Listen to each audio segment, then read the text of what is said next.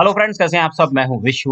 तो आज के इस वीडियो में हम लोग जानने वाले हैं कि माइक्रोसॉफ्ट एक्सेल में नेटवर्क डेज फार्मूला कैसे इस्तेमाल करते हैं। ये फार्मूला इस्तेमाल किया जाता है दो डेट के बीच में वर्किंग डेज निकालने के लिए। ये दो तरह से हम इस्तेमाल कर सकते हैं। एक वर्किंग डेज हम उसको कहते हैं जिसमें सैटरडे या संडे काउंट नहीं होता है, ठीक है।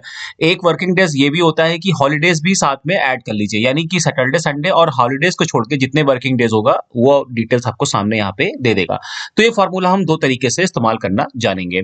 अब यहाँ पर आप देख सकते हैं कि डेट 1 दी गई है और डेट 2 दी गई है। इन दोनों के बीच में पहले हम वर्किंग डेज निकालेंगे सिर्फ सैटरडे और संडे को हटा करके, यानी कि उसमें हॉलीडे हम काउंट नहीं करेंगे। तो उसके लिए हमें क्या करना है, इक्वल टू यहाँ पर सबसे पहले हमने टाइप किया, उसके बाद NETW टाइप किया, तो नीचे देखिए नेट वर्क डेज फार्मूला आ गया। इस पर डबल क्लिक करिए, फार्मूला ओपन हो जाएगा।